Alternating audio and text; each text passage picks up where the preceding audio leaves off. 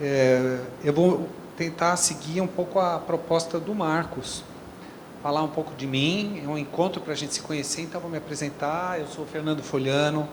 A minha formação eu tenho formação em exatas e depois fiz física, trabalhei em Instituto de Astrofísica, comecei até a estudar, fazer um mestrado em sistema solar, não deu certo, mas trabalhei muito com eletrônica, me envolvi com eletrônica digital e depois fui estudar fotografia, que eu sempre adorei, e fui acabar lá na semiótica estudando fotografia, mestrado e doutorado. Estou terminando um pós-doutorado agora lá com o Milton Sogabe no Instituto de Artes, né? Nesse longo período aí que eu venho fazendo essas coisas, estive muito envolvido com projetos em arte e tecnologia. Me interesso, bom, se eu estou aqui é óbvio, né? Me interessam muito as questões das neurociências. Eu sinto que esse monte de atividades, esse monte de interesses me leva numa interconexão entre temas da filosofia, da tecnologia, das ciências, né? E um pouco o que eu quero falar para vocês é o que aconteceu recentemente nesses interesses, mostrar um pouco o estado da arte onde que eu estou. Recentemente, no meu pós-doutorado, eu propus um curso lá na Unesp, para pós-graduação, um curso que tinha neuroestética como cerne. A coisa girou, pensar a arte a partir desse olhar, né? Muito do que o Marcos falou são as questões que me tocam também, quer dizer, como entender, por que eu estou me interessando por isso? Como entender essa produção contemporânea que já não é mais caracterizável a partir de uma visão que olha para a concretude, isso é uma escultura, as linguagens estão muito misturadas, existe uma possibilidade de experimentação, e o que eu tenho lido e tenho me interessado é a ideia de que pensar arte contemporânea é, acima de tudo, olhar para a experiência que aquele processo causa nas pessoas. É muito menos uma coisa de olhar para a produção da concretude do trabalho, mas para olhar o resultado em termos do que acontece com o indivíduo nesse processo. E a partir dessa história da experimentação, fui me envolver, e venho me envolvendo há muitos anos, e vai para congresso, e tenta andar. Preciso fazer um parênteses aqui. E eu acho que eu estou aqui para isso, para colocar um pouco as minhas dificuldades, as minhas curiosidades e encontrar interlocuções para a gente poder avançar. Eu acho que esses assuntos que envolvem mente, cérebro, são extremamente complexos, são inter, trans e multidisciplinares, né? E a gente fica precisando não só de trabalhar com a teia dos conhecimentos, mas construir uma teia de interlocutores. Então, um pouco da minha expectativa aqui é abrir para vários diálogos, abrir os textos, trocar ideias e tentar encontrar caminhos interessantes para, não só para reflexão, mas para uma proposição. Eu tenho uma proposta de pensar e fazer arte com isso. Qual vai ser o caminho artístico? Essas experiências que o Marcos estava falando, eu acho extremamente interessantes, são elas estão mostrando uma outra perspectiva de um fazer artístico. E é a partir daí que me interessa entender por que está assim, né? E avançar, e propor mais coisas e continuar discutindo conceitualmente. Tá bom. Então eu vou falar um pouquinho das últimas... Agora também não volta, tá bom, hein? Então, a minha fala, eu chamei assim, o reencontrando a emoção, né? Porque eu andei lendo algumas coisas que me suscitaram muito interesse. A ideia de que lá pelo século XVI, né, a filosofia e alguns avanços científicos importantes demonstraram a importância do pensamento racional, né? E a partir disso se construiu um edifício que está andando com a gente até hoje e que está encontrando os seus momentos de dificuldade. Daí eu acho que esses processos que o Marcos mostra e que me interessam tanto. Eu estou muito interessado em pós-fotografia e pensar a arte contemporânea a partir de um mix de linguagens, né, em que a gente explora com muita liberdade os processos, sem se preocupar com a especificidade dos meios, né? Esse negócio ele está mostrando uma certa fragilidade do pensamento dito moderno, né? E trouxe aqui uma indagação. Será que isso tudo aconteceu porque em algum momento, para esse projeto moderno funcionar, ele teve que desencantar o mundo? Eu estou citando alguns autores aqui, tá? Desencantar o mundo significa suprimir os aspectos inconscientes da nossa existência. Então, o inconsciente, as emoções foram consideradas desnecessárias, entraves para o pensamento, e a gente está percebendo hoje, não só na arte, mas também no design. Por exemplo, eu dou aula no design lá no Senac, e eu trabalho muito com uma área do design chamada design de experiência, né? E o design de experiência lida exatamente com isso, que eu acho que é uma das matérias-primas hoje para pensar qualquer coisa, que é a emoção. Bom, então, para poder falar um pouco dessa coisa do inconsciente, eu fiz esse posicionamento histórico. A gente veio de um processo, no século XX, as ciências, né, o Freud foi buscar isso, e a psicologia, que é um processo científico, resgatou, veio resgatando, né? Mas vocês vão ver, vai dar tempo? Até os dias de hoje, os autores estão se debatendo e percebendo da necessidade de fazer isso. E é um pouco essa a trajetória que eu quero fazer aqui. Se não der tempo, pelo menos eu vou rápido. Então, o que eu achei que era interessante é que razão está muito ligada aos processos da consciência, e os processos inconscientes a gente não percebe, eles estão lá operando o tempo inteiro. Os processos inconscientes estão aqui operando de forma inteligente, quer dizer, tem discussões mais contemporâneas sobre o que é inconsciente. Então, nessa discussão, já que a arte é tão diversa, tão abrangente, com tantas possibilidades, tão misturada, como que a gente lida com isso? A gente precisa partir de alguns pressupostos, alguns elementos fundantes, né? Então, o que eu encontrei nessa ideia de achar universais, coisas que permitam a gente perceber a existência de certas essências ali, seja qual for o trabalho de arte. Uma das essências tá certo, é a experiência, né? Você quando a experiência não está só na arte, né? Aí tem outras questões que é uma espécie de continuidade. A arte não é uma coisa separada. A gente não faz a arte e depois guarda a arte lá e vai fazer outra coisa. A arte está encarnada e está dentro do contexto social e afeta os indivíduos da mesma maneira que qualquer outra experiência sensória desperta, né?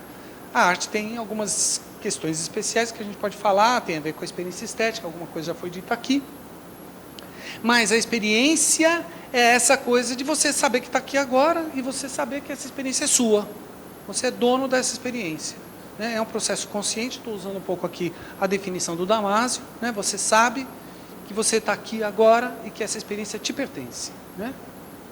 Que ele fala que quando você dorme, essa experiência desaparece, essa consciência você não tem, você não sabe o que está se passando ao seu redor.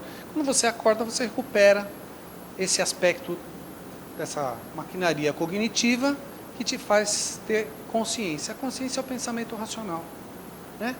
O que ele está chamando de feelings são a consciência dos processos emocionais que estão acontecendo em você.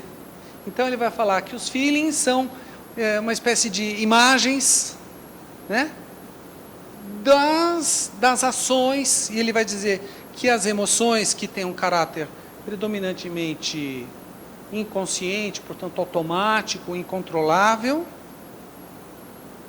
elas produzem na sua consciência, quando emerge para a consciência, imagens do seu corpo e dos processos que estão de alguma maneira te afetando, te emocionando.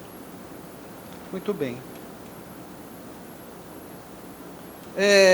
Aí eu estou colocando alguns autores que eu acho que para mim foram importantes, que é o Antônio Damasio e o Ledoux, que tem estudos interessantíssimos na área da ciência, né? O Damasio também é neurociência, e que vai discutir a questão da emoção e vai classificar a emoção. E tem estudos muito interessantes, não vai dar para falar disso agora.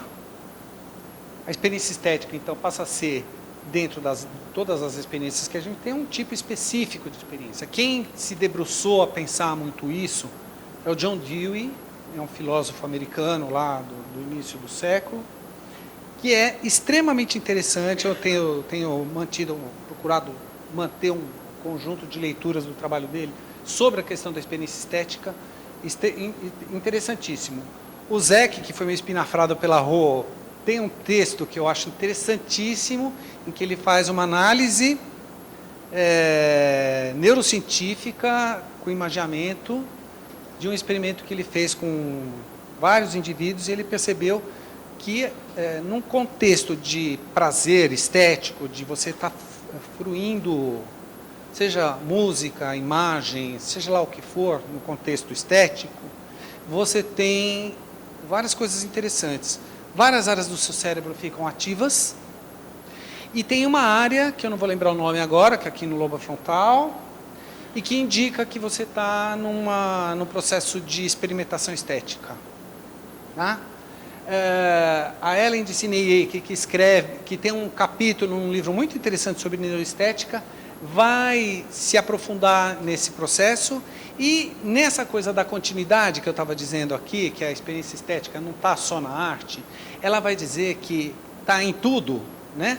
Nas relações sociais, na produção de consensos, nas organizações, dos grupos dentro das organizações, existem sempre valores afetivos, emocionais envolvidos. As pessoas parecem, e a minha ideia a emoção é uma espécie de motor que subjaz a toda a nossa ação no meio ambiente e nas relações que a gente estabelece entre nós, né?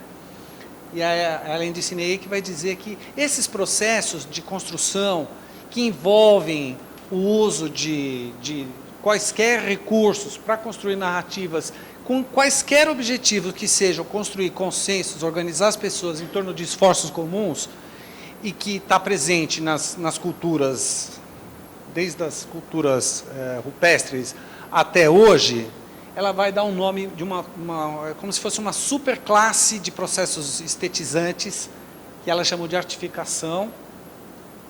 Aí, um outro aspecto, pulando assim já, uma outra chave, a experiência está muito conectada à linguagem. Então, linguagem, no meu entendimento, passa a ser uma das questões, uma outra dessas unidades fundamentais que estão subjacentes.